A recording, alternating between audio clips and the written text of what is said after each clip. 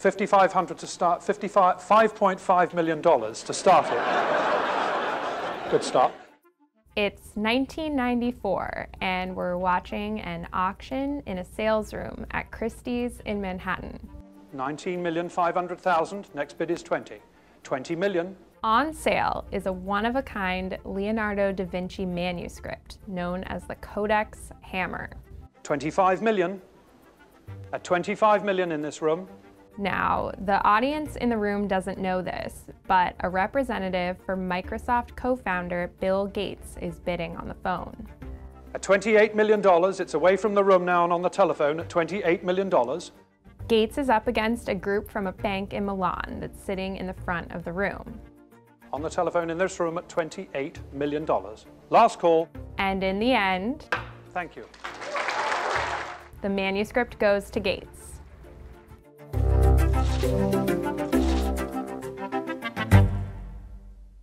Back in November 1994, Bill Gates was 39 years old and had just appeared atop our Forbes 400 ranking of the richest Americans. And Gates, who is a big lover of books, sort of goes out and gets the ultimate book, a Leonardo da Vinci manuscript that he buys for $28 million, which comes out to $30.8 million with auction closing fees. The manuscript today is known as the Codex Leicester, named for the British Earl whose estate owned it for more than 250 years. It's a collection of Da Vinci's writings and illustrations, mostly focused on his study of water. According to the provenance in the auction catalog, a few Italian artists owned the Codex after Da Vinci's death, including a painter named Giuseppe Gezzi, who apparently sold it in 1717 to Thomas Cook, a man who eventually became England's Earl of Leicester. It stayed with the Earl of Leicester's estate until 1980 when it finally went up for auction. Oil tycoon Armand Hammer bought it that year, and 14 years later, Gates bought it at another auction. It's the only one of Da Vinci's notebooks that's still in private hands today. There are about 360 illustrations inside these pages, and the text is done in Da Vinci's signature, what's called mirror writing. That is, he wrote backwards. One other thing to note is that the original version that Gates owns is not bound like my copy here. While at one time it was bound by another owner centuries later, that binding has since been removed, and today each page is held in plexiglass. So how much is the Codex worth today? So art is one of the toughest things that we have to value for our list because the value is just so subjective. It's really worth what somebody will pay for it, and you never know when a billionaire is going to just be very moved by a piece and pay an amount of money that you couldn't even imagine something might have been worth to get that piece. So you just really never know what something is going to go for until it hits the auction block.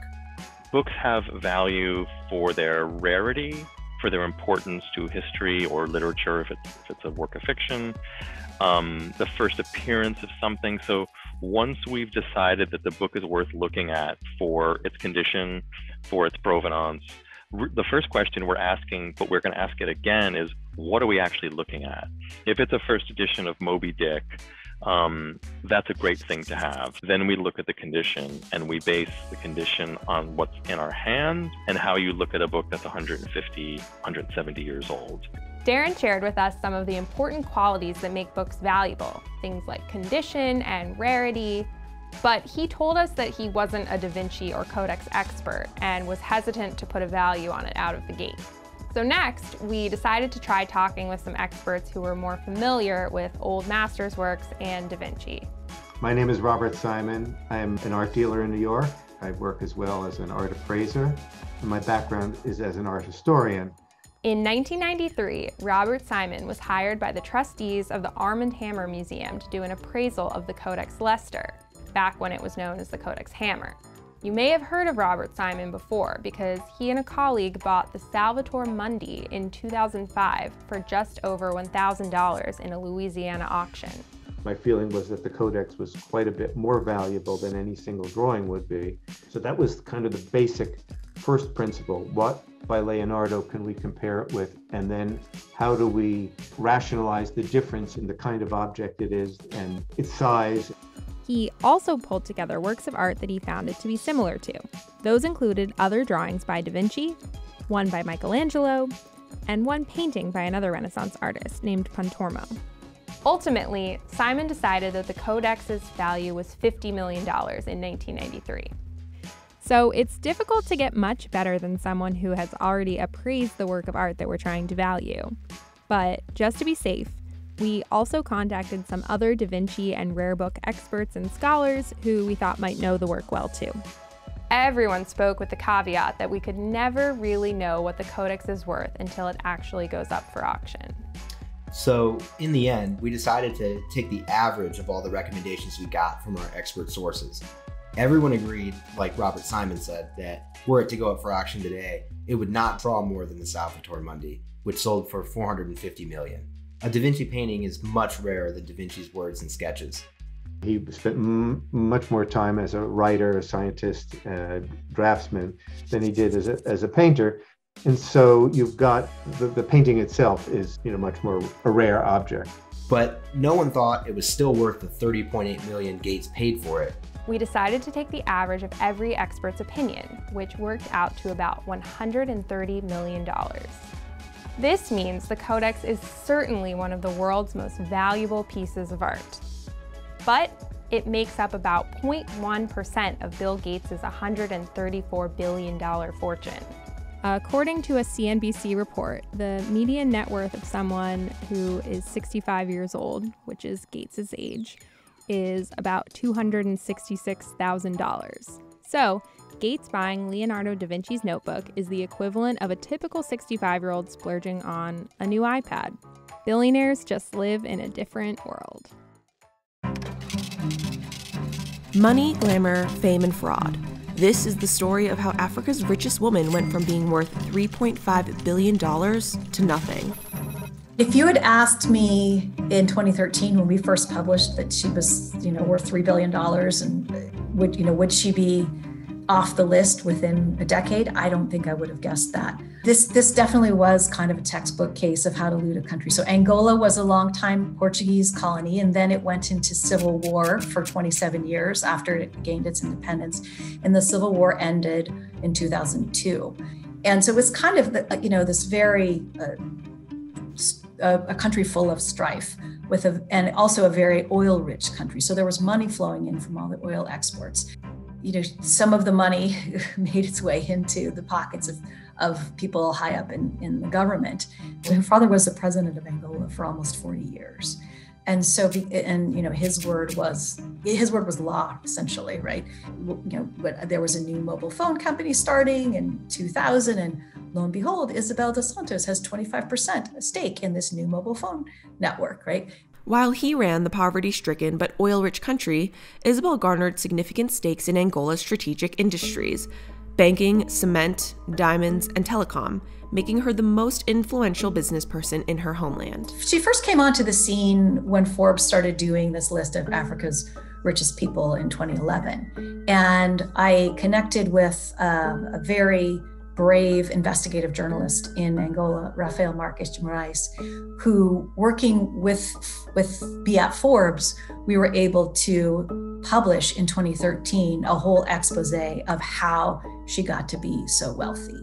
And Rafael had gotten the documentation showing that she got this stake in the mobile phone company, that she had the stake in the diamond company, that she had, the cement, how she got these stakes and all these companies. So we published this in 2013, and Forbes said, this is the richest woman in Africa. When Forbes outed her as a billionaire that year, the government spread the news as a matter of national pride, living proof that the country had arrived. Isabel was not shy about her wealth. She went to events with international celebrities. She's reported to have a home on a private island in Dubai, another residence in London, and a $35 million yacht. Interestingly, before we published the investigation, when we just said, in January of 2013, when we said, oh, she's a billionaire, there was congratulatory yes, this is great news. The government of Angola was like, this is great. Isabel dos Santos is a successful businesswoman. She's a billionaire, right? Wrong. Shortly after being pronounced a billionaire, Forbes reported on just how Isabel acquired her assets. 8 months later saying, well, actually, here's how the billions were accumulated, essentially illegally, kleptocrat style. She denied, of course, that had happened. She said she was an independent businesswoman and all of this stuff had come from her hard work. She had stolen state assets for personal gain. Things took a turn when her father retired as president of Angola in 2017. They issued corruption charges against her, her husband, and one of her associates. They claimed money laundering and embezzlement and said that she and her husband and associate had caused Angola to lose more than $1.1 billion. She denied the charges at the time. And sadly, her husband, Sindika Dokolo, died in October 2020. Isabel is facing litigation across the world. She is wanted on embezzlement and money laundering in her home country. She's being sued by the phone company in Angola where she held shares. Portuguese courts froze her telecom investment assets. Forbes has taken her off the billionaires list. Her assets have been frozen by courts in multiple countries. She's being sued in a couple other different countries, and she's on the hook for hundreds of millions of dollars. If for some reason she wins the court case in any of these places and she gets the assets back, of course we'll reconsider, but we'll see. We'll cross that bridge when we come to it. In a 24-minute court statement this week, Britney Spears made it clear she's done playing nice with the conservatorship that has been dominating her life since 2008. The arrangement effectively gave control of her life to her father, Jamie Spears. In her statement, Britney described a litany of suffering, from being forced to take lithium against her will to not being allowed to remove her IUD. She asked the court to have control of her life back and put an end to the conservatorship, which has allowed Jamie Spears to live off of her $60 million fortune. So, how much did Jamie Spears actually pocket from Britney's earnings? Well, since February 2008, Jamie Spears has been paid at least $5 million before taxes. And since at least February 2009, a year after Jamie was named conservator in charge of her estate, he was paid $16,000 a month, according to court documents reviewed by Forbes. Over 12 years, that compensation totals $2.4 million. On top of that, Britney has had to pay hundreds of thousands, if not millions of dollars in legal fees for both herself and her conservators. She's also paid for her father's office space, an additional $2,000 a month in rent. A report in the New York Times also pointed to Jamie collecting portions of Britney's touring revenue, which could explain Britney's accusations that she was forced to work despite not wanting to or feeling sick. This includes 1.5% of the gross ticket and merchandise sales from Britney's Piece of Me Las Vegas residency between 2013 and 2017. That show brought in $137.7 million, leaving Jamie with a cut of $2.1 million. Britney did not mention the way her father invested her money or the larger picture of her finances in court, but she did speak to how her personal finances were restricted, including the fact that she can't carry her own credit card. Quote, "It makes no sense whatsoever for the state of California to sit back and literally watch me with their own two eyes, make a living for so many people and pay so many people, trucks and buses on tour, on the road with me, and be told I'm not good enough," she told the court. "It's been a long time since I've owned my money, and it's my wish and my dream for all of this to end." When Jeff Bezos took Amazon.com public in 1997, Wall Street was skeptical of the bookselling website founded in a Seattle garage. The year after Amazon's IPO, Bezos made Forbes' annual list of the 400 richest Americans for the first time, thanks to his 42% stake in the company, worth $1.6 billion at the time. Over 2 decades later, Amazon is one of the largest e-commerce companies in the world, and Bezos, who announced in February that he's stepping down as CEO, has a fortune of more than $191 billion. Back in 1998, Bezos was number 102 on the Forbes 400 list of the richest Americans. This was the first time he was on the cover of Forbes, where he posed with other icons of the dot-com bubble. Of those on the cover, only Bezos, Yahoo co-founder Jerry Yang, and Broadcom's Henry Nicholas were still among the 400 richest Americans in 2020. In 2005, a decade after the launch of Amazon.com, Bezos was worth $4.8 billion. This was the year Amazon launched Amazon Prime with its now famous unlimited 2-day shipping. Wall Street was skeptical anyone would pay extra for the fast shipping and questioned whether the company could afford the cost of the service. Instead, Amazon Prime was a hit, and in 2010, Bezos' net worth reached $12.6 billion. After finding success with its Kindle e-reader launch, Amazon took another step towards a new frontier, streaming. Amazon Studios launched in the fall of 2010 and would later become the first streaming service to win a Golden Globe for Best TV Series, beating out Netflix and Hulu.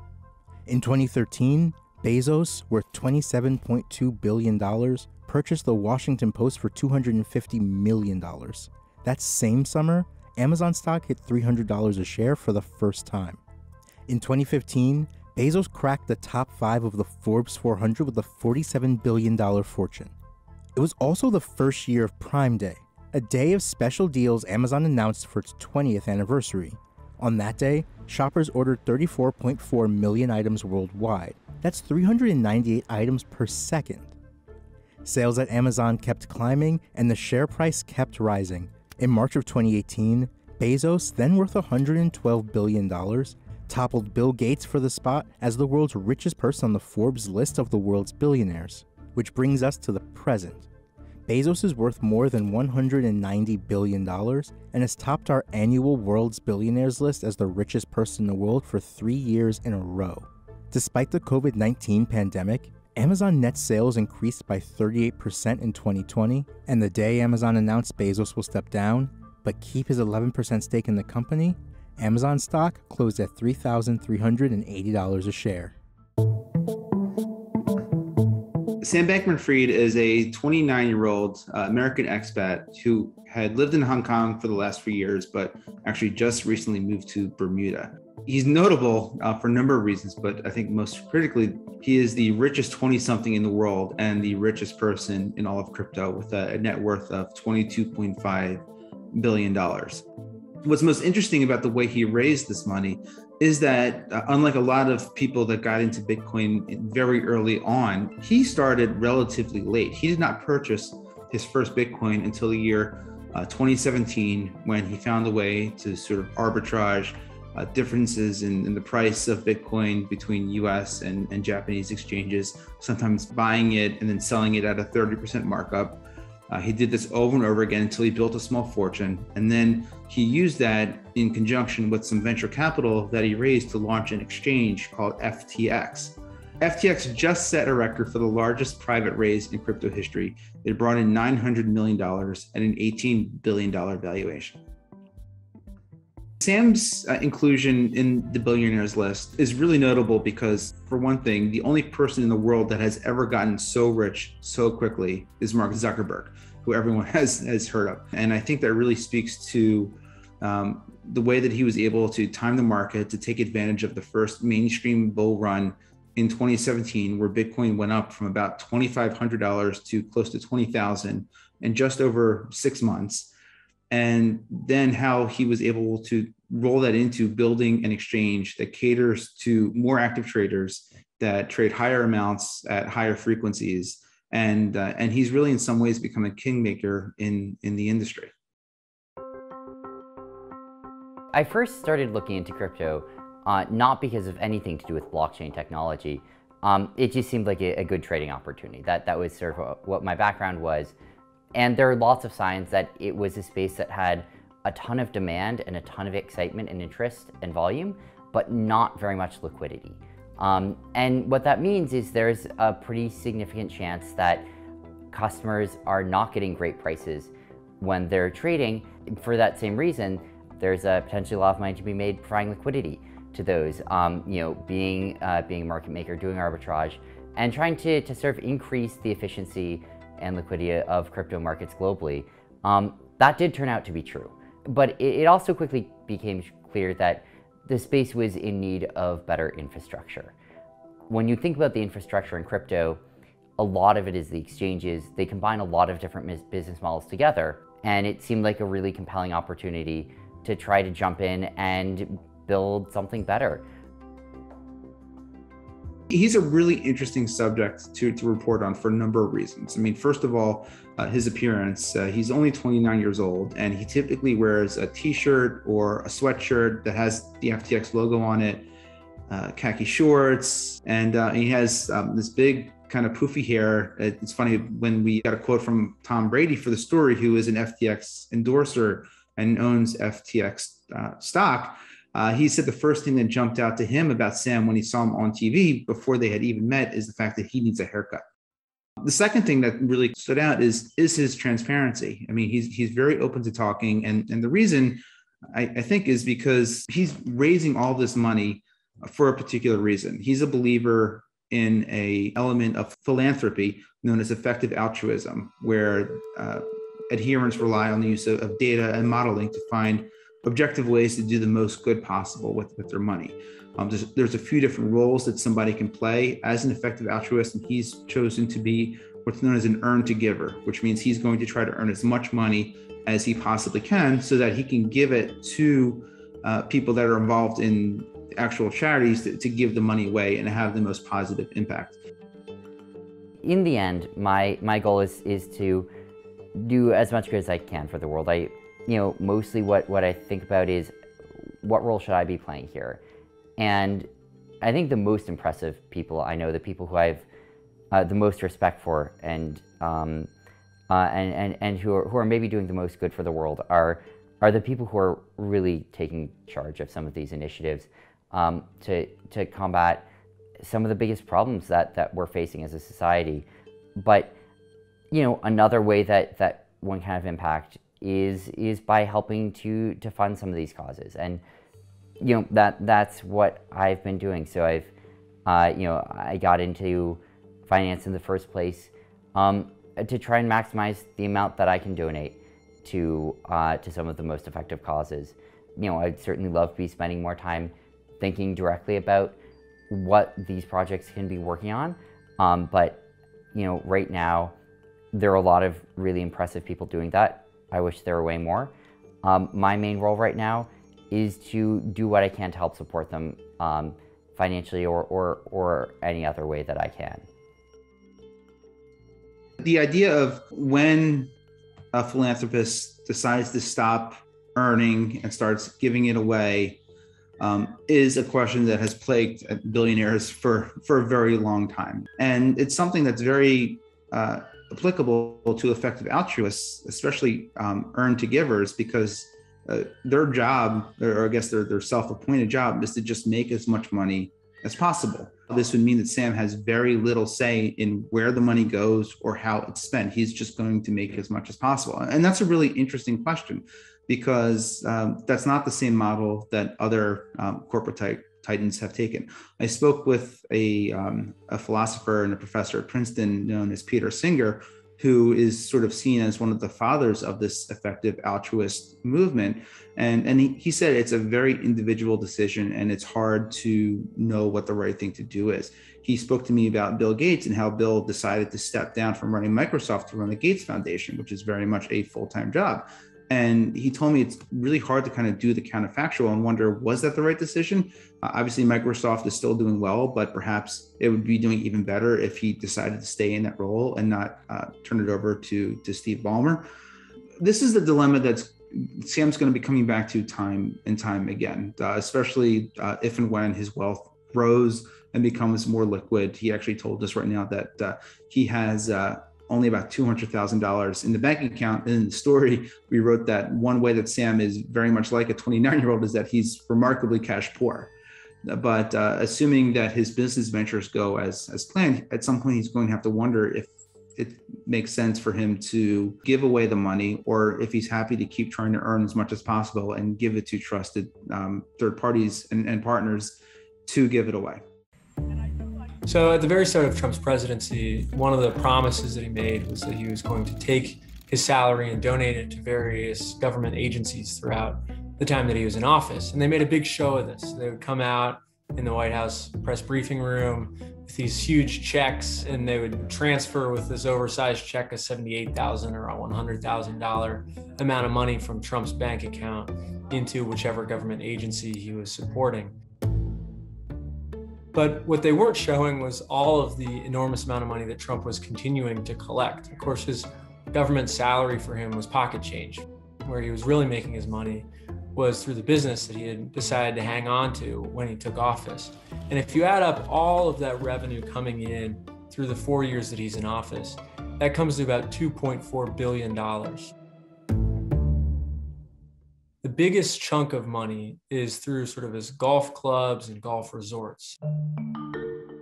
So this is Doral down in Miami. He owns 3 resorts in Europe, and he owns about a dozen golf clubs here in the United States.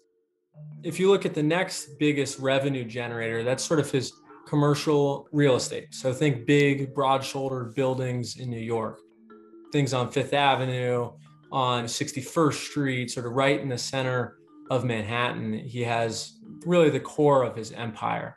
And that all of it brought in about $780 million.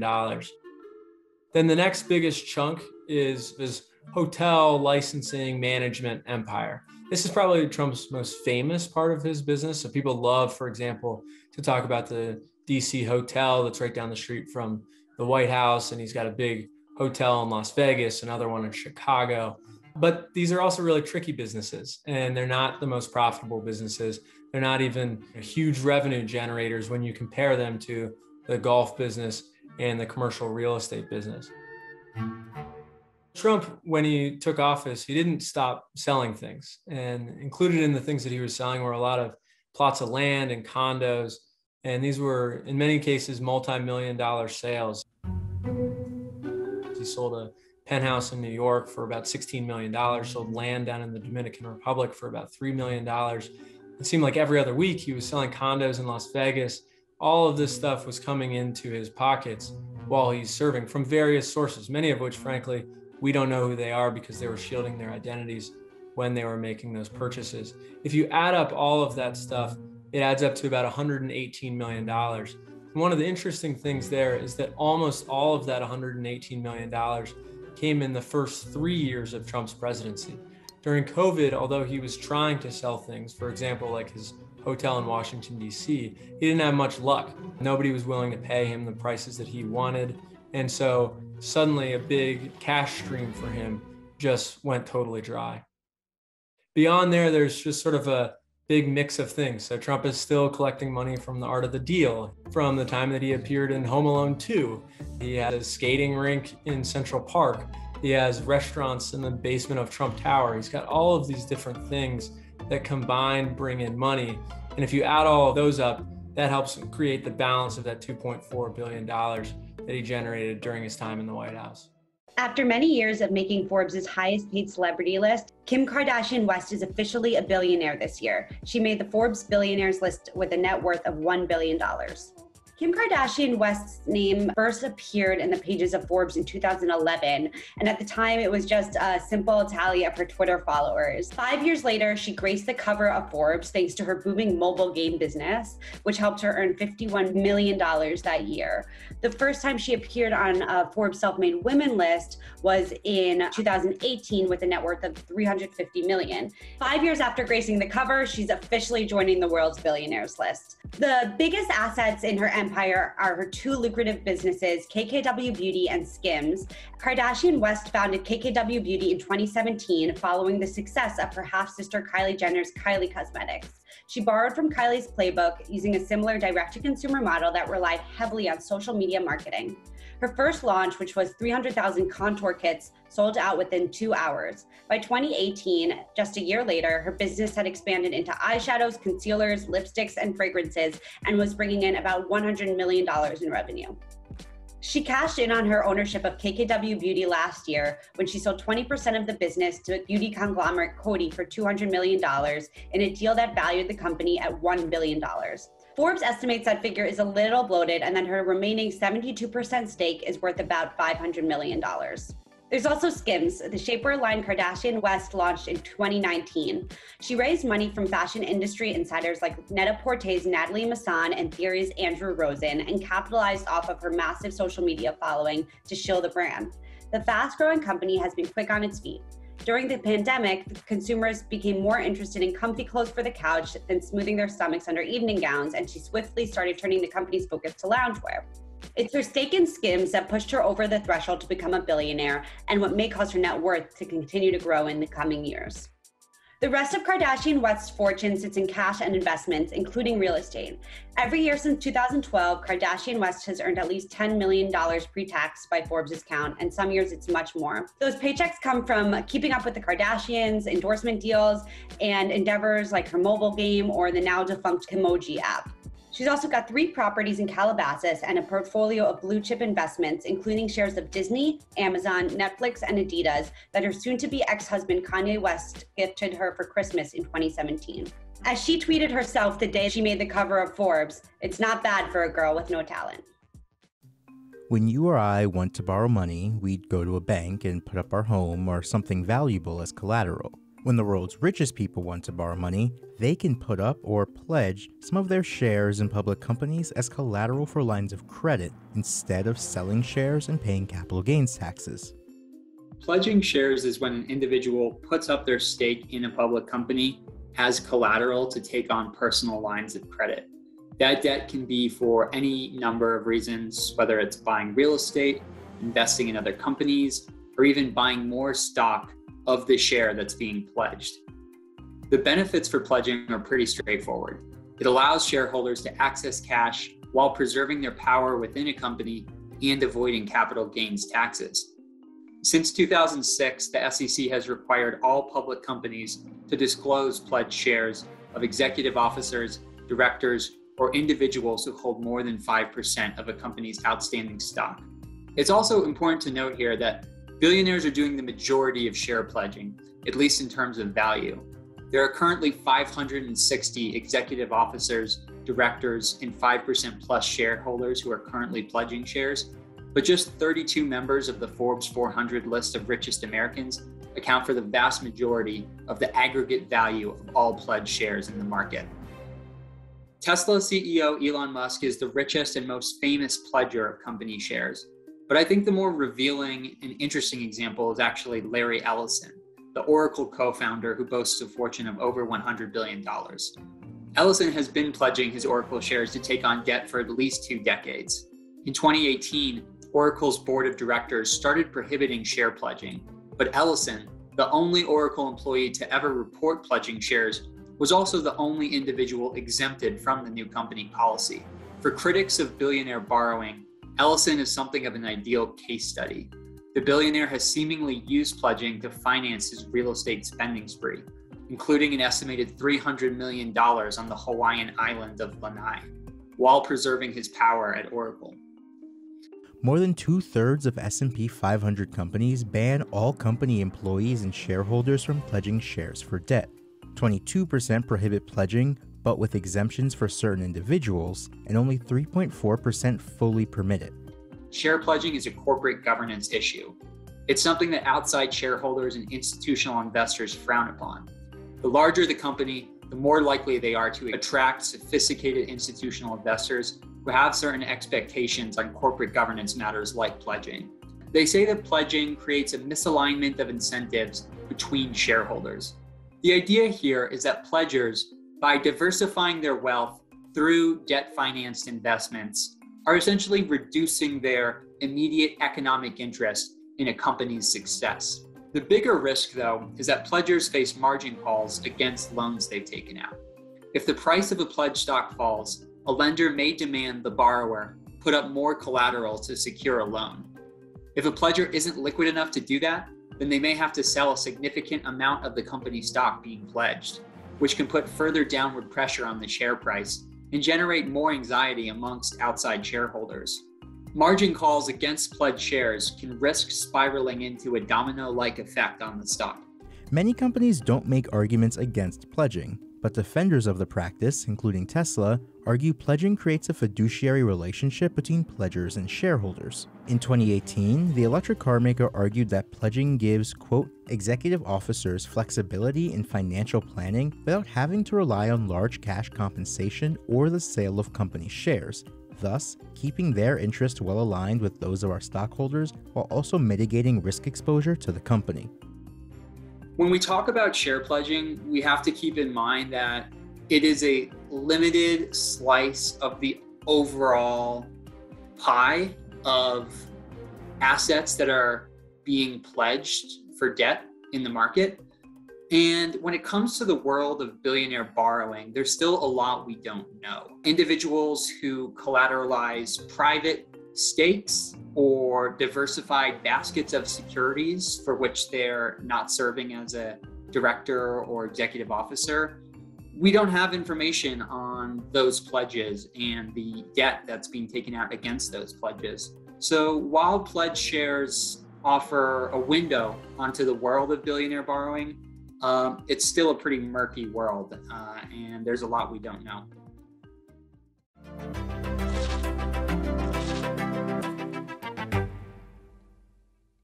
Water is becoming an increasingly scarce resource as droughts worsen across the western United States. A scorching drought made worse by climate change is draining reservoirs at an alarming pace. Hotter temperatures and dry vegetation, the firefight is worsening. In California's Central Valley, water prices have risen as high as $2,000 an acre-foot. An acre-foot is a unit of measurement that, in this case, is the amount of water it takes to cover 1 acre of land with 1 foot of water. So, 1 acre-foot is the equivalent of about 326,000 gallons of water. As a price comparison, in non-drought times, water can sell for $250 per acre-foot. On the highest end, other farmers have sold their future water rights for as high as $5,000 per acre-foot. Two of the biggest players in the California water scene are Stuart and Linda Resnick. They're the billionaire owners of the Wonderful Company, known for their pistachios, mandarin oranges, and Palm Wonderful pomegranate juice. The Resnicks are also majority owners in the Kern Water Bank, one of California's largest underground water storage facilities. The Resnicks right now are worth $8 billion. That's quite conservative, to be honest. It's from their farmland assets. They have a lot of different real estate, a lot of other personal assets. But this water bank is honestly pretty invaluable, and it could be one of their most valuable assets if it ever really was up for sale. A water bank is an area mostly underground where water can be stored reliably until it is needed. From above, water banks tend to look just like big puddles, but underneath, they can hold hundreds of thousands of gallons of water. Where the Kern Water Bank is where the Kern River would peter out. So it is naturally an excellent groundwater recharge area because over the millennia, it was built up with sand and gravel and, all that good stuff rather than clay, which is hard to, percolate water through. So it is naturally the best place to recharge water. I mean, it's almost incalculable to understand how valuable it is. First of all, hundreds of acres. And second of all, it is in the crosshairs of the Kern River, the Cross Valley Canal, and the California Aqueduct. So it has lots of ways to fill up. Kern Groundwater Bank continues to be, I think, the absolute jewel of banking and recharge in California, bar none. To value a water bank, we have to multiply the going rate for an acre-foot of water times the full capacity of the water bank, which for Kern Water Bank is about 1.5 million acre-feet. But prices right now during a drought are much higher. At $1,000 an acre-foot, the Resnick stake would be worth about $850 million. And at $2,000 per acre-foot, their stake would be worth about $1.7 billion. I've been asking around about prices, and people are getting really kind of cagey about what they're paying for water and B, what they're trying to sell it for, because now it's getting really desperate. It's a lot of money. It's considered a public resource. Who's making that money? The public gets annoyed and frustrated and outraged when they start seeing, that kind of money going for what they consider to be a public resource. We have a lot of very impoverished communities, farm worker communities, mostly Hispanic, mostly Spanish speaking, many that have a great deal of fear of dealing with, regulators of any kind because they're not necessarily here with all their documentation. And so they live in these communities where it's not just contaminated water, but they can't even get water. Their wells are breaking, or their wells were drilled to 100 feet. And now because of groundwater extraction, the water table is down to 400 feet. So you have those situations that are going on. Right now, the drought is exacerbating it. This world of California water is absolutely insane on pretty much every level. Who owns it, who moves it, how much you can get for it, what your rights are, what your constrictions are. I mean, it's all different. It's just a huge patchwork of crazy.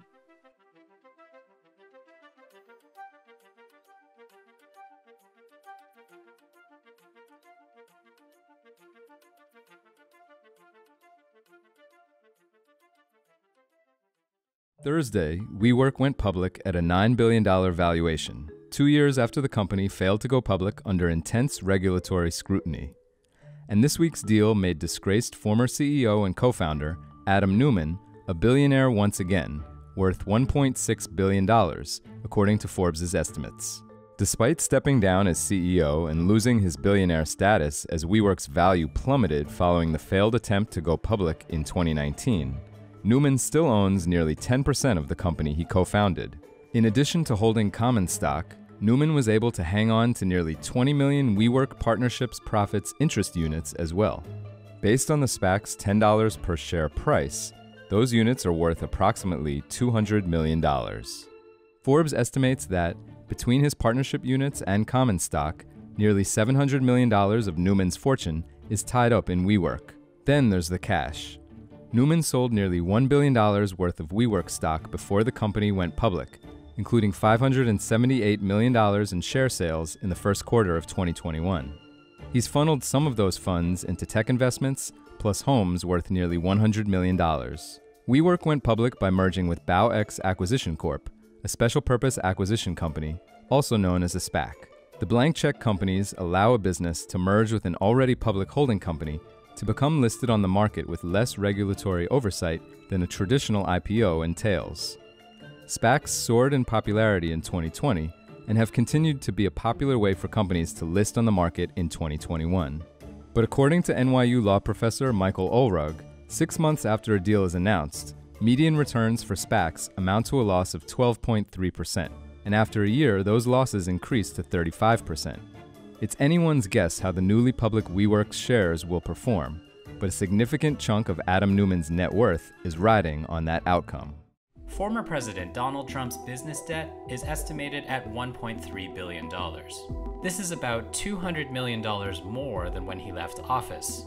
Even though that's a large sum to owe, Trump's balance sheet is actually in better shape today than it was months ago. There is one key explanation to this.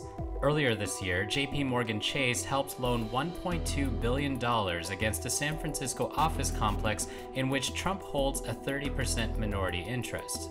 This helped Trump and his business partner, Vornado Realty Trust, to pay back their previous debt against the building and extract about $616 million in cash. That cash could come in handy over the next few years. Next September, Trump has a $100 million loan due on the commercial space inside Trump Tower. 2 months after that, he'll have another debt mature at another New York skyscraper known as 1290 Avenue of the Americas. If he and Vornado refinance that loan as well, Trump could walk away with another $75 million.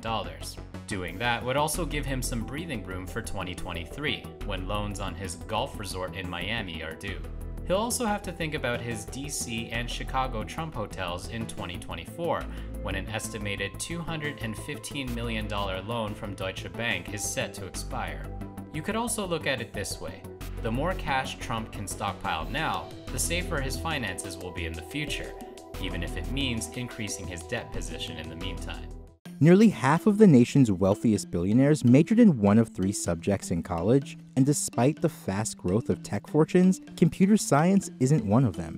Those 3 majors: business, economics, and engineering, in that order. Altogether, nearly half of the Forbes 400 members earned bachelor's degrees in just those 3 fields of study. One of those business students was Mark Cuban, who says he took MBA classes as a freshman at Indiana University until school officials pushed him back to undergrad when they realized he was 18 and had never applied to be there. He eventually graduated with a general business degree. In all, 65 members of the 2021 Forbes 400 majored in business, while 58 members majored in economics and 55 members studied engineering. We don't have data on everyone's major or educational background, but we came close, verifying the information of 357 people.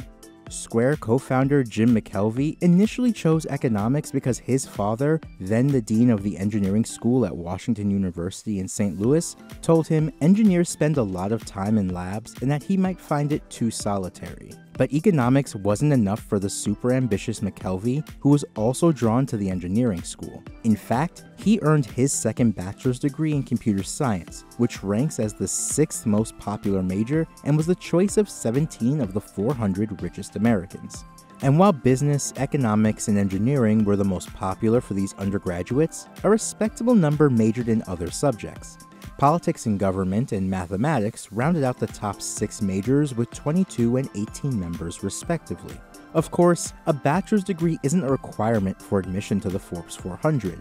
19 list members never attended college. And another 37 dropped out before graduation, often to jumpstart their entrepreneurial journeys, including 4 of the top 20 richest. Facebook's Mark Zuckerberg, Microsoft co-founder Bill Gates, Oracle's Larry Ellison, and Michael Dell, chairman and CEO of Dell Technologies. In theory, there's no reason why Luminar should exist. There's no reason why I or any member of the team should have been able to build what we built. You have some of the largest technology companies and automotive companies on the planet that have been trying to solve this problem for the better part of a decade and beyond. But the fundamental aspect of it is you have to have that strategic vision, that level of innovation, that blank slate approach, and just pure drive, hours, everything that you need to put into it like no tomorrow to be able to successfully deliver and execute. And I think that's the reason why we exist, and that's the reason why some of the greatest technology companies of our generation exist as well.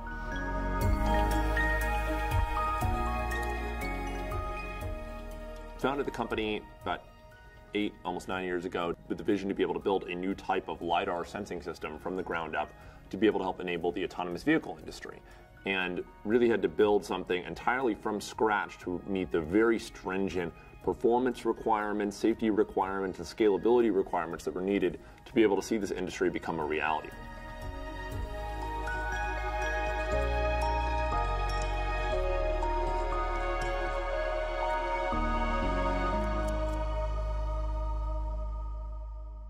When you have to build something truly from the ground up, everything is a challenge. You know, it's and not a trivial one.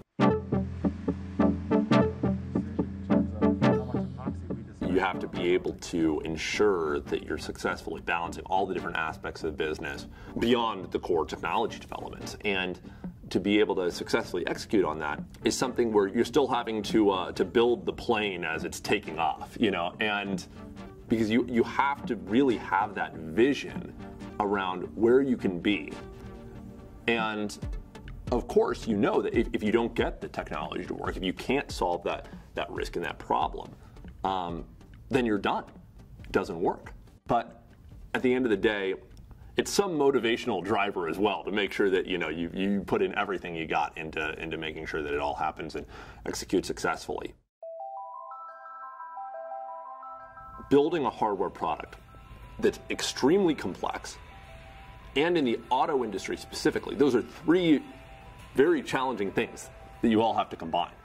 And at the time, I was like, 16, 17 years old, where I say, hey, imagine this pitch. I have this vision of creating a new type of laser system that will allow cars to be able to drive themselves, and we're gonna beat out, like the Googles of this world and all the major automakers at their, development efforts they're going to put into this. Can you invest $1 million? And it's, to be totally frank, the overall venture capital community, even within Silicon Valley, was not exactly super receptive to that kind of thing. It's easy to invest in, easy to understand software technologies. It's very challenging to really wrap your head around the implications of something as complex as this. Of course, equivalently, the rewards are exponentially greater if you successfully deliver on it. So what you're seeing is basically the raw 3D data in the environment that's being imaged by our LiDAR sensor. So you can see everything going on here in real time. The different colors represent different distances that you can see out in this 120-degree field of view from the LiDAR sensor. This is the eyes of the autonomous car. This is how it can understand what's going on and navigate safely through the environment. And realistically, manual driving being completely obsolete, that's a 2040 problem. What we're solving for is being able to allow it to safely navigate starting on highway scenarios and then expanding the operating domain over time. In addition to being able to enable much safer driving capabilities and active safety systems on the vehicles that are here today.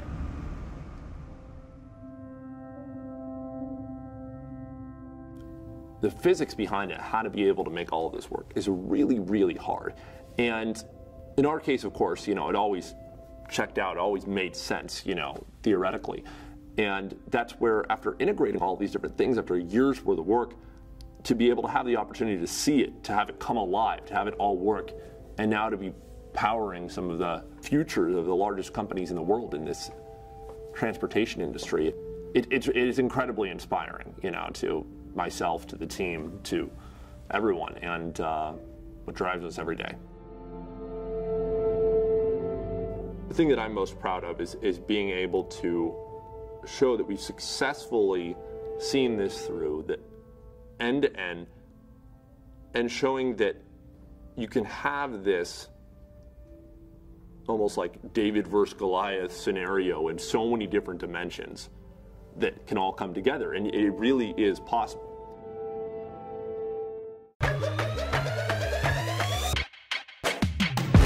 Beyoncé Knowles, also known as Queen Bee, is one of the most successful artists alive today. She was born in Houston, Texas. Her mother, Tina, owned her own hair salon. Her father was a salesman at Xerox. Beyoncé's little sister Solange would go on to later become a famous singer in her own right. You could say Beyoncé was discovered in first grade. Her dance teacher encouraged her to enroll in the school talent show, which she won. She enjoyed the limelight. At just 9 years old, Bee joined an R&B group, Girls Time, and eventually made it to the popular TV show Star Search. Her raw talent was undeniable. Bee's father quit his job to focus on making her and the rest of Girls Time famous, creating a superstar boot camp of sorts. They would soon be rehearsing with a media coach, choreographer, and voice teacher who, for a time, lived in an apartment over Bee's garage. As Girls Time continued to evolve, they played wherever they could. Church services, local fashion shows, Six Flags, even grocery store openings. As they continued to develop, the group changed its name to Destiny's Child. In 1997, the group inked a deal with Columbia Records and released its first single, Killing Time, which was featured on the Men in Black soundtrack. Their self-titled debut album was released in 1998. And just like the first group, members rotated in and out, making a splash on yet another movie soundtrack. Destiny's Child, now composed of Beyoncé, Michelle Williams, and Kelly Rowland, were at the top of the charts. In 2003, Beyoncé released her first solo album, earning 5 Grammy Awards. She flourished as a solo artist and continued to release albums. And at 2018's Coachella, Beyoncé pretty much broke the internet. Beyoncé was the first black woman to headline the music festival Coachella, and her performance was the most streamed Coachella video on YouTube ever. She released her concert documentary, Homecoming, which went on to win a Grammy for Best Music Film. And we can't forget some of the other films she was in. It's me, Foxy. You're sophisticated looking. You have to take your place as king. It's been 5 years since she's released a solo album, but she continues to rack up awards, using her voice to fight for social justice and gender inequality. This summer, she released a new swimwear line that she collaborated on with Adidas. And of course, she's one half of hip-hop's billion-dollar power couple. Bey and Jay, as fans call them, have 3 children together and own homes in Los Angeles and New York. Beyoncé is worth an estimated $440 million and is number 73 on Forbes' 2021 list of America's richest self-made women. Tesla's CEO Elon Musk is officially the richest person ever, with a net worth of $271.3 billion. He achieved the feat Monday as Tesla's stock soared after Hertz announced plans to buy 100,000 electric vehicles for its rental car fleet. The Hertz-fueled surge boosted Tesla's market cap north of $1 trillion. Much of Musk's wealth comes from his 23% stake in Tesla, which saw its share price jump from $909.68 a share at Friday's close to $1,024.86 a share at close Monday. Musk also benefited from 16 million new stock options worth $16.1 billion, awarded following Tesla's latest earnings report that show the carmaker notched record net income of $1.6 billion in the third quarter. Musk's rise in wealth has been staggering. For comparison, Amazon's founder Jeff Bezos became the richest person to ever appear on the Forbes 400 ranking of America's richest people earlier this month, topping the list with an estimated $201 billion fortune. Musk is so rich, he's worth more than Google co-founder Larry Page and Facebook CEO Mark Zuckerberg combined. In the United States, only Apple, Microsoft, Amazon, and Google parent Alphabet are worth more than Tesla. The Hertz deal represents the largest ever order for electric vehicles, and it will bring about $4.2 billion in revenue to Tesla, according to Bloomberg. Currently, Tesla is awaiting for approval in Germany to begin building vehicles at its new Giga Berlin factory, and will soon begin production at its Gigafactory Texas near Austin. The addition of both facilities should boost its global production footprint by more than 50% in 2022. Musk also has a stake in privately held SpaceX, which was most recently valued by investors at $74 billion, following a February funding round. What brought us to this piece was the explosive interview that Prince Harry and Meghan Markle gave to Oprah in March, where they talked about kind of their departure and separation from the royal family.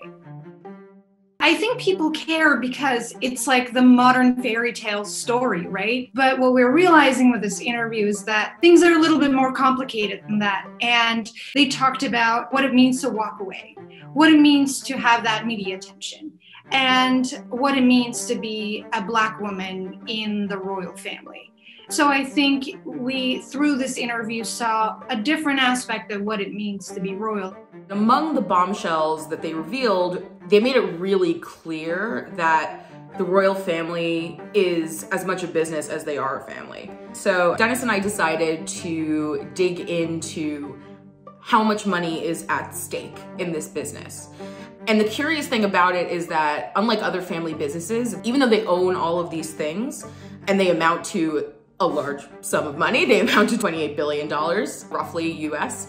Even though they can't sell any of these items from the business very much depends on their relationship with the public and their relationship with the press and the public persona that they have as a family. The royals bring in $2.7 billion in revenue to the UK economy, and that comes in different ways. The Crown Estate pulled in more than $700 million in revenue in the latest fiscal year, and $475 million of that was in profits.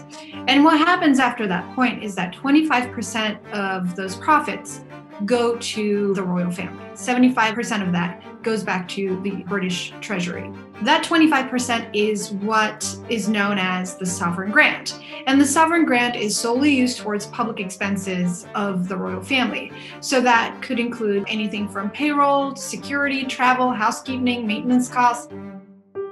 The member of the royal family who has the largest personal net worth is naturally Queen Elizabeth, but even then it's relatively small compared to all of the wealth connected to the crown. We estimate that she has a personal net worth of about $500 million US, and much of that is from real estate and income that she's accumulated from the Duchy of Lancaster. The crown holds a lot of things that it cannot sell, and they add up to $28 billion in assets. The biggest part of that is the Crown Estate, which we value at around $19.5 billion. And outside of the Crown Estate is Buckingham Palace, which we estimate at $4.9 billion, and the Duchy of Cornwall, which is estimated at $1.3 billion, and the Duchy of Lancaster, which is $748 million. By virtue of being the Queen, it looks like Queen Elizabeth owns it, but actually she doesn't personally own it. So she can't walk out and say, I am selling billions of dollars of real estate we have. She cannot do that. And the thing that we also report in our piece is that there is an independent board that oversees the investment decisions that this entity makes. So she really is separated from that. As next in line for the throne, Prince Charles gets the second largest income of any member of the royal family. In addition to what he gets from the sovereign grant, which is about $2.5 million US, he also gets a much more substantial income from the Duchy of Cornwall. The Duchy of Cornwall is a collection of properties across southwest England that the crown can rent out to residents and farmers and businesses, and last year that brought in $50 million in revenue. From that, Prince Charles got $30 million. He uses that income for staffing, for operations, and for his charitable activities. Essentially, the duchy is his main source of income. And while he cannot sell the assets similar to the crown estate, he is able to use that income. And he also helps his children, William, and he used to help Harry as well until Harry and Meghan said that they're going to step away from their duties as royals. Prince William and Prince Harry. They got a combined $7.8 million last year, although in the interview, Prince Harry revealed that he is no longer getting any of that income. The latest fiscal year, through the Duchy of Cornwall, Prince William and his family received a portion of $8 million for their private expenses. And I say partially because they had to share that with Prince Harry and his family. So we are going to be able to see in a year what Prince William directly got from the duchy now that Prince Harry has stepped away. Now that Harry and Meghan have stepped away from their official duties as part of the royal family, they also no longer get funded security through the crown. Now that they're paying for that themselves, that's something that could cost up to $4 million a year. Although Harry had received some money from his father's income from the Duchy of Cornwall, he said it wouldn't have been possible for him and Meghan to step away if he hadn't gotten an inheritance from his late mother, Princess Diana. Now that they're free from the emotional and financial pressures of being part of the firm, they actually have a lot more freedom to pursue different avenues. The couple signed a 3-year podcasting deal with Spotify that could be worth as much as $18 million. On top of that, Prince Harry also has a partnership with Oprah for an Apple TV series focusing on mental health, something that was actually mentioned during the interview. They also signed a $100 million 5-year Netflix deal that entails producing documentaries, scripted series, and lots of other content for the streamer. It's also a lot more money than what they would have been making from the Duchy of Cornwall. Prince Harry is 6th in line for the throne, and it's really unlikely that he'll ever be the King of England. By stepping away from the royal family with Meghan Markle, he's created an opportunity for himself to create a billion-dollar brand all his own. Bill Gates has been snatching up 242,000 acres of farmland across the US, enough to make him the top private farmland owner in America. According to the Land Report, the tech billionaire has been purchasing agricultural land for years, building a massive portfolio of farmland in 18 states. His largest holdings are more than 69,000 acres in Louisiana, almost 48,000 acres in Arkansas, and about 20,500 acres in Nebraska. Additionally, he has a stake in 25,750 acres of traditional land in Phoenix, Arizona, which is being developed as a new suburb. It's not clear how Gates' farmland is being used or whether any of the land is being set aside for conservation. This is not Gates' only foray into agriculture.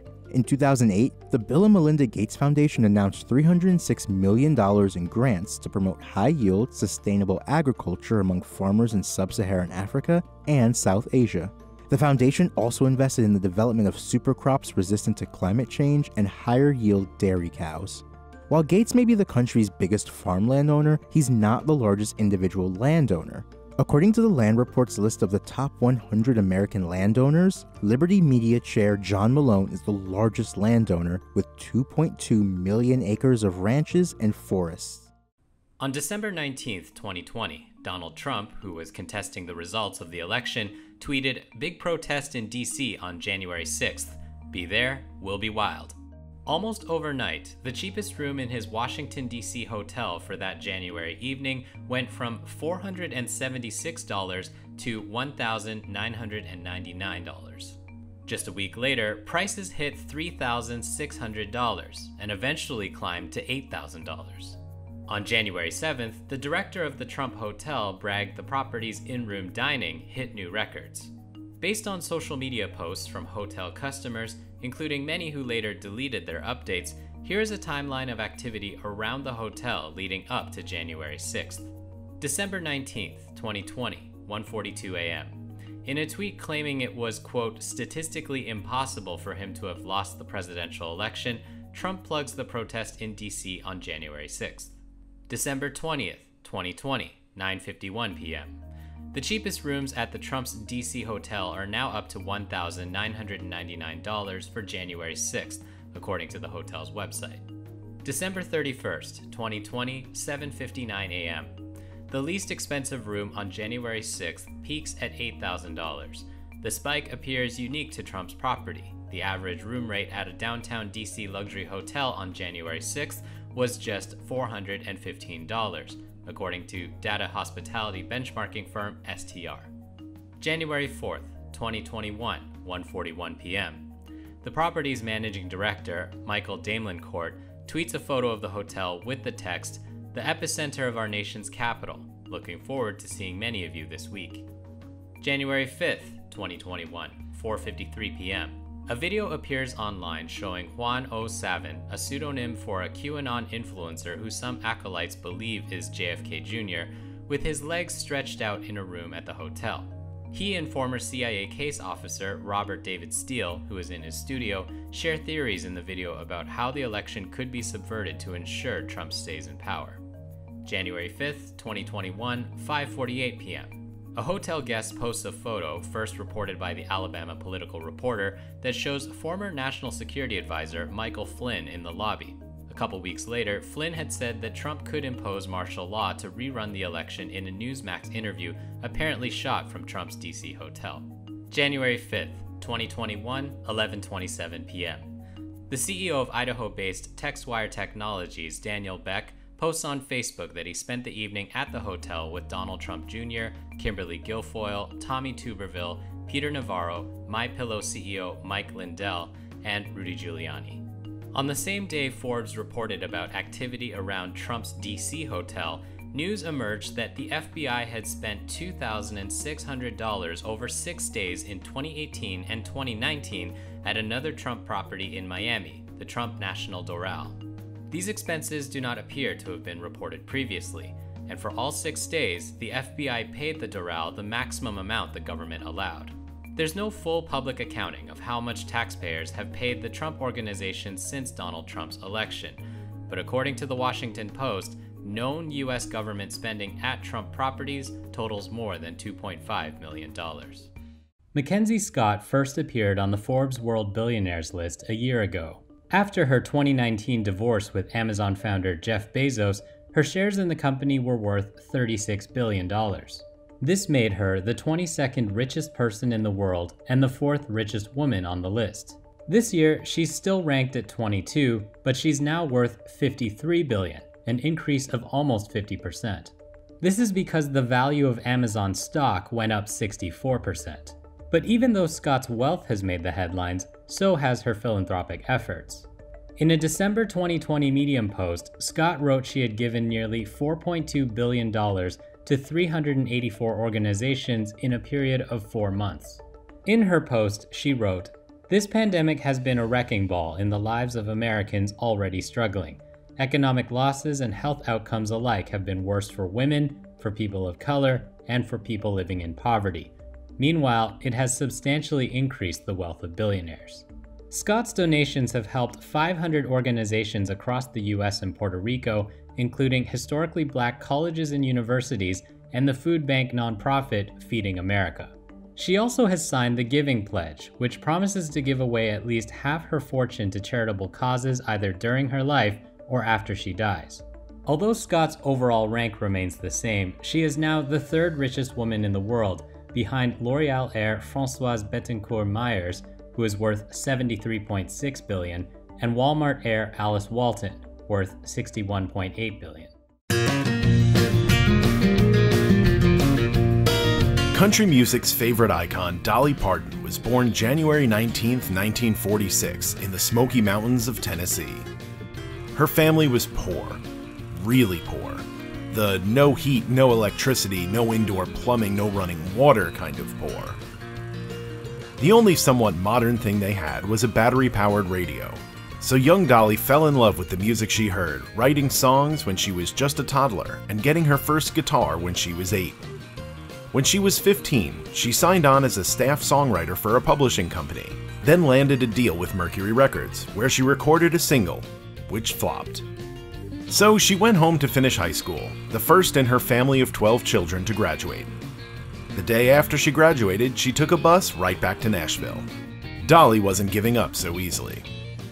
To support herself, she worked several jobs. She was a receptionist at a neon sign company, a waitress, and a singer on a local early morning TV program. In the 1960s, Dolly was still building up the music part of her resume. She became a staff writer at Combine Music, earning $50 a week. But her big break was the Porter Wagoner Show, where Dolly Parton overshadowed the namesake host and developed her own little fan base. She achieved 10 solo #1 hits. The namesake host had none. But despite her stardom, she was still making the same union pay as the band members, $200 to $350 per concert. After many years working with Porter Wagoner, she left the show, starting her career as a solo artist. She wrote a song you probably heard of, which was inspired by her departure from Wagoner.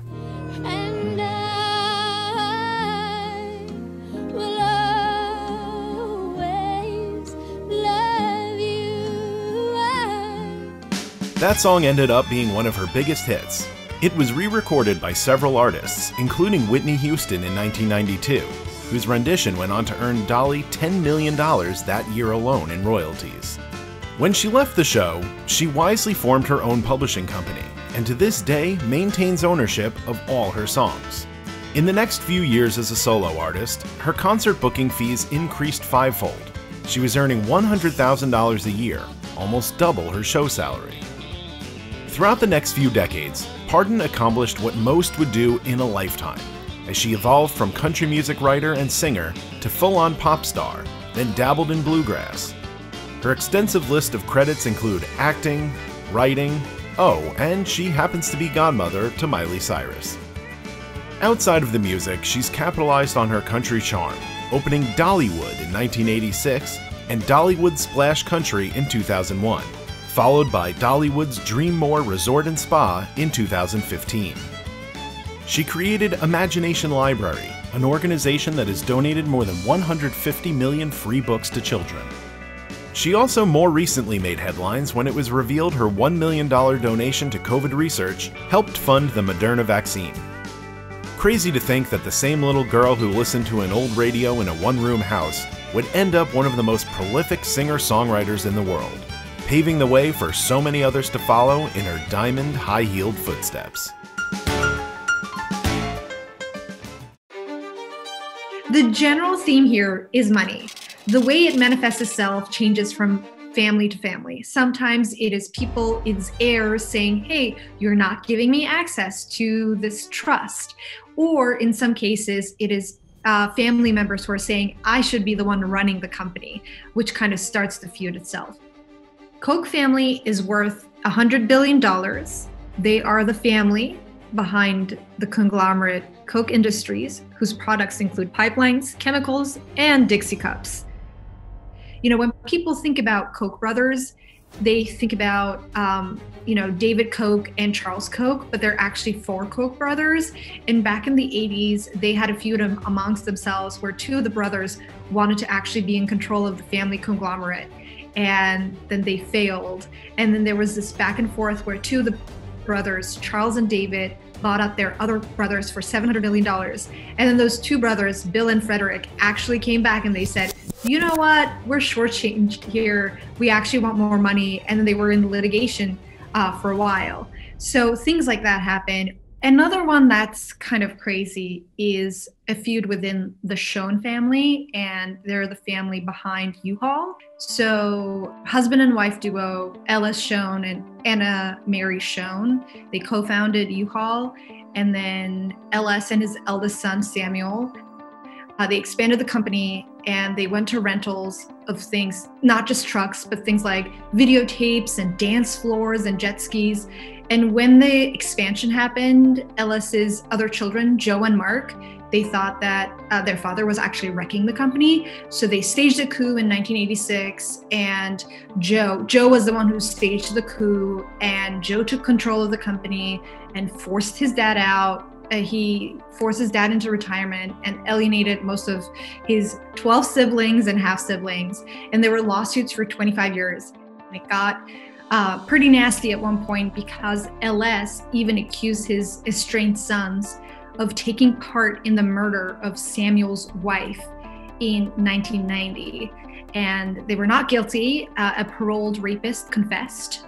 And LS told Forbes in 1994 that Joe was mentally ill. And the sad part is that LS himself died by suicide in 1999. Litigations continued for almost 25 years, and the last of litigation concluded in 2012. There are multiple examples where we also saw that people sue their families. Sometimes they sue their fathers, they sue their uncles. One of the examples is the Pritzker family. So the Pritzker family is a family behind Hyatt hotels. And Liesl was only 18 years old when she filed a $6 billion lawsuit against her father and 11 other older cousins. She alleged that they looted her and her brother Matthew's trust funds.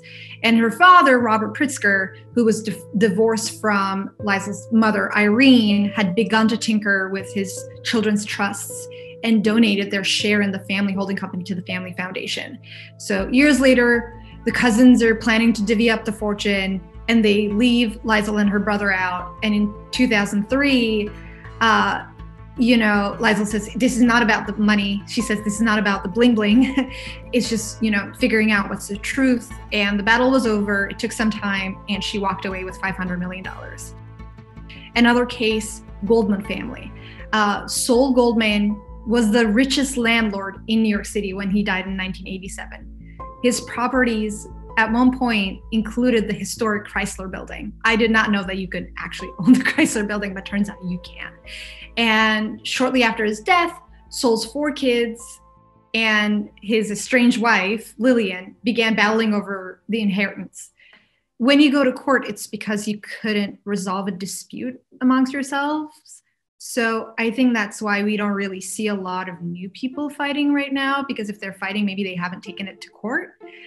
So that's why a lot of established families appear with their disputes, because these litigations are stories that they've taken over decades.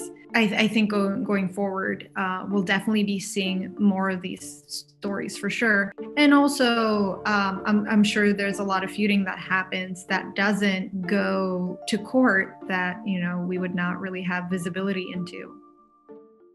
In May, Melinda French Gates received more than $3 billion in stock from her soon-to-be ex-husband Bill Gates, making her a billionaire, today worth $3.2 billion. She received $851 million worth of shares in farm equipment maker Deere & Co., according to SEC filings. She also received $2.4 billion worth of stock in 4 other companies: Canadian National Railway, car dealership group AutoNation, Mexican Coke bottler Coca-Cola FEMSA, and Mexican broadcaster Grupo Televisa. Bill remains the 4th richest person in the world with an estimated net worth of $126.6 billion. As for Melinda, it remains unclear how much of the fortune she will end up with following the divorce. The pair asked a judge in Washington to follow a separation agreement, a contract signed when spouses are living apart but have not yet divorced. The terms of the contract have not been disclosed, so it is not yet known who will get their main family residence, a $131 million estate dubbed Xandu 2.0, along with their other homes, private planes, and large farmland holdings. While details of the split haven't been confirmed by the pair, according to the Wall Street Journal, Melinda began consulting divorce lawyers as far back as 2019, after Bill's meetings with deceased sexual predator Jeffrey Epstein came to light. Also, according to the Wall Street Journal, a spokesperson for Bill admitted he had an affair with a Microsoft employee in 2000, which the company's board investigated in 2019. Bill stepped down from Microsoft's board before the probe was completed, though the spokesperson denies he did so because of the investigation. Billionaires who Forbes track have owned all kinds of horses over the years that we've pegged values to. But when you think of horse racing today, the Kentucky Derby, the Breeders' Cup, the Belmont Stakes, all of these races are run by one kind of horse, thoroughbreds. We're taking a look at one of America's top thoroughbred breeding farms, Spendthrift Farm. Founded by renowned horse trader and farm owner Leslie Combs II, and later purchased by the billionaire B. Wayne Hughes, the Kentucky farm currently boasts horses like 2020 Kentucky Derby winner Authentic.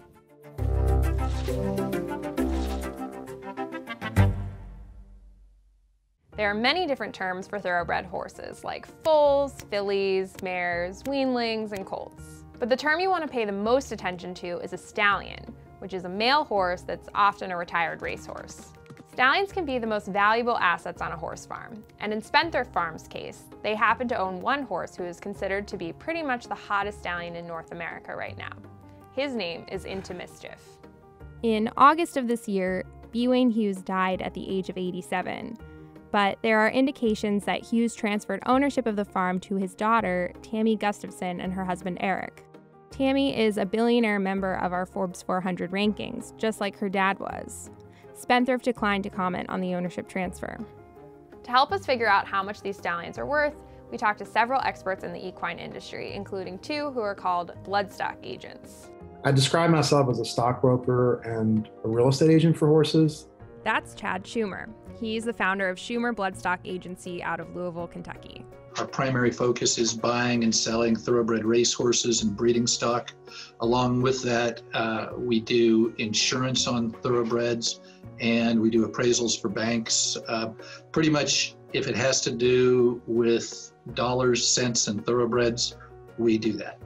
And that's Peter Bradley, the owner of Bradley Thoroughbreds based in Lexington, Kentucky. Stud fees can change over time depending on how a stallion's progeny do once their own racing careers start. In 2012, when Into Mischief was 7 years old, his stud fee was a reported $7,500. That jumped to $20,000 the next year as some of his progeny began to win important races. Now, as a 16-year-old horse, Into Mischief's stud fee is up more than 11 times, drawing $225,000, which is the highest advertised stud fee in North America this year. To value a stallion, the general rule of thumb is to take its stud fee and multiply it by 300 or 400 times. That equation assumes the horse will book, that is, mate with, 100 mares per year over 3 to 4 years. But some stallions, like Into Mischief, book many more than that in a year, driving up revenue for the farm and increasing their own value in turn. So, to refine our methodology, bloodstock agent Chad Schumer suggested that we factor in the exact ages of each stallion on the roster and the number of mares they covered last year in 2020. I advised to not take 100% of the number because obviously all the mares aren't going to be pregnant. Some are going to die, some are going to be barren, some will not have live foals. So I think a reasonable estimate is 80 to 85% of the number of mares bred and the cover fee. And that's the income for 1 year. Now, a young horse, 8, 9, 10, 11 years old, he could be worth 4 or 5 years worth of income. As a horse gets older, I would change that number to 2 or 3. But you're buying an asset and you're, like any business, you're looking for a rate of return. And I think the stallions, typically you want to make sure a good investment in a stallion would have you out in 4 or 5 years. Based on this method and using the 2021 stud fee, we determined that Into Mischief alone is worth about $135 million. And we estimated the other 2021 stallions combined are worth about $165 million. Spendthrift recently announced its 2022 stud fees and bumped Into Mischief's fee up once again to $250,000. If we include the estimated values of the other horses living on Spendthrift Farm, like the mares and yearlings, which we calculate separately, we estimate that all of Spendthrift's horses are worth about $360 million. It all sounds like it's just printing gold bars, but it's not. Peter Bradley said that roughly 10 to 30% of all stallions that go to stud actually make it. There's a very polarized market here for the stallions, It's either chicken or feathers. The other part we have to value is the farm itself. First, We pulled parcel records from Fayette County, where Spendthrift Farm is located, and looked at the fair cash value of the parcels, noting the values of the land and the buildings on it. The farm is located in Kentucky's Fayette County, so we turned to the county assessor's office in order to pull some public land records and get a sense for the value that way.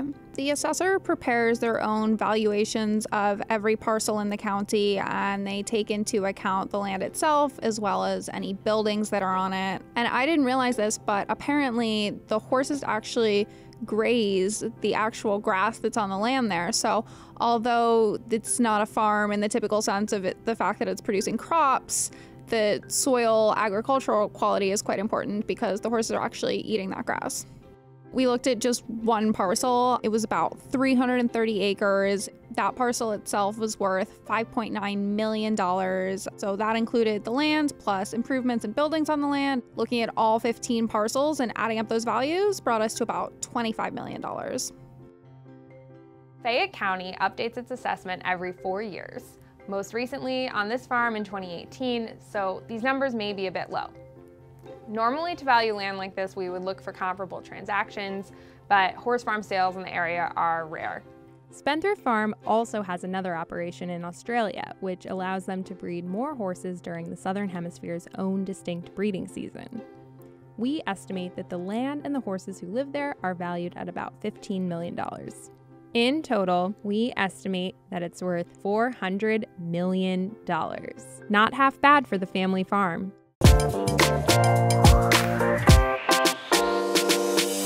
Rihanna is officially a billionaire. Robin Rihanna Fenty was born on the beautiful island of Barbados in 1988.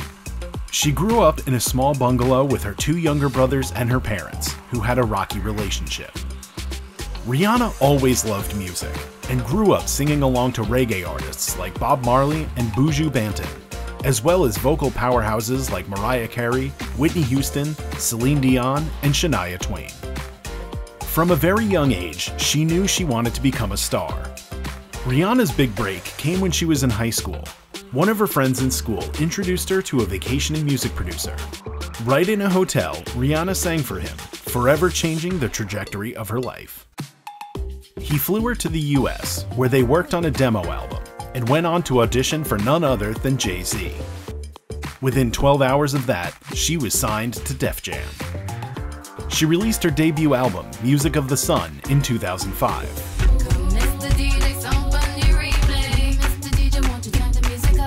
1 year later, she dropped her platinum-selling sophomore album. But her third album, Good Girl Gone Bad, shot Rihanna into major stardom, earning her her first Grammy. Dad, I know I promised you I'm gonna give you my first Grammy, but we might have to fight for this one. From there, she released hit after hit.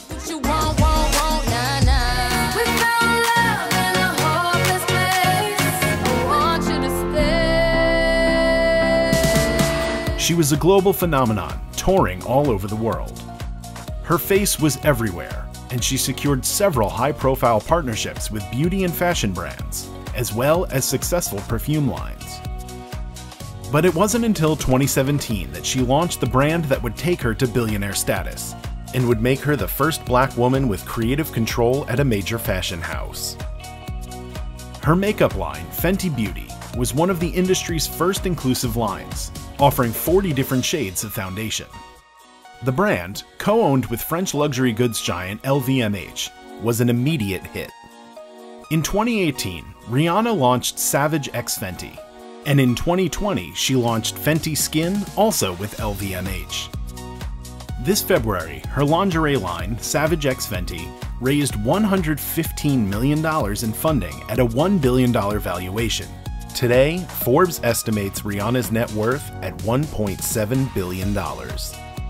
And her Clara Lionel Foundation, which raises money from fans and supporters, has made donations to coronavirus relief efforts, to New York's needy, to abuse victims in Los Angeles, and more. Donald Trump is worth $2.5 billion, which is a lot of money, but it's not enough money to make the Forbes 400. This year, he falls $400 million short. And that's mostly because he's lost $600 million since the beginning of the pandemic. Pandemic has been great for technology entrepreneurs. So people in Silicon Valley have added billions of dollars to their fortunes as everybody goes online while they're working from home. However, for somebody like a New York City real estate mogul, the pandemic has been a disaster. People are not going into office buildings. Tourists aren't coming to New York City in nearly the numbers that they were before. And shoppers are staying away from places like Fifth Avenue, where Donald Trump owns significant amounts of property. In 2016, after Donald Trump won the election, he faced a choice, whether or not to hold on to his business. Most people thought that he was going to sell. Trump even suggested that he was going to get rid of all of his assets in a series of tweets that he issued in November of 2016. But when the day finally came, in January of 2017, just before he took office, he said that he, in fact, was going to hold on to his business. This was against what all of the ethics experts had suggested to him, and in hindsight, it was a terrible business decision. The problem is that his business hasn't performed very well at all over the last 4 or 5 years. So first, the presidency has damaged his brand. Companies don't want to partner with Donald Trump anymore because although they might appeal to about 50% of the American public, they're not going to appeal to the other 50%. And no brand wants to take on that sort of risk. So that was a big problem for him. Then, of course, you have the pandemic, which really damaged the value of hotels, of office buildings, and also of retail real estate. So in hindsight, that move cost Trump billions of dollars. If he had divested at the start and had sold off all of his holdings, even if he had paid the most possible capital gains tax that he possibly could have, and then took all of the proceeds and put them in the S&P 500, his fortune today would be worth $4.7 billion. That would be enough still for him to make the $2.9 billion cutoff of the Forbes 400, and it'd be a whole lot more than his $2.5 billion fortune that he currently holds. But he might not have even had to pay those capital gains taxes because there's a rule that when people join the government, oftentimes they're encouraged to divest. And one of those encouragements is that they say you don't have to pay capital gains tax once you sell off a bunch of stuff that's going to present conflicts for you while you're in government. And if Trump had been able to secure one of those agreements, which he likely would have been able to do, then he wouldn't have started with a $1.1 billion tax penalty at the beginning. Instead, he would have just gotten to take his then $3.5 billion fortune, plow that, for example, right into the S&P 500. And if he had done that, then today he would be worth $7 billion. So he'd be $4.5 billion richer than he is today. And he wouldn't have had to worry about all of the ethics headaches and conflicts that he had to deal with over the last 5 years. Donald Trump cares an inordinate amount about his ranking and position on the Forbes 400. Even before he got into politics, we said that there is no one who cares as much about where he or she ranks on that list as Donald Trump. So certainly the fact that he's no longer on the list is likely to bother him. One indication that we know why he really cares about being on the list is because he lied in the first place to get on it. He said that he held a significant amount of his father's fortune at a time when he did not. And the reporter who was putting together the numbers at that time later ended up digging up the tapes of his conversation with someone who he thought was an executive at the Trump Organization, but upon further listening realized was Donald Trump himself posing as one John Barron and claiming that he had all sorts of assets that he did not in fact have. Then during the presidential campaign, Trump, in the midst of all of the craziness that was going on, took hours out of his day in the fall of 2015 to sit down with Forbes and go through asset by asset what he thought that all of his companies were worth. Every once in a while, he would say a number that was accurate, but most of them were not just partially inflated or up 10% or something like that, but wildly inflated. So we know that this is someone who cares an inordinate amount about where Forbes puts him on its list, and that it's a way that he measures himself. In The Art of the Deal, his famous book that he came out with in the 1980s, he said, I don't really care that much about money, which, believe that if you want. But then he said, but I do view it as a way of keeping score. Well, by that score, Trump is getting beaten right now, not only by the the overall stock market, but also by the rest of the billionaires in the country.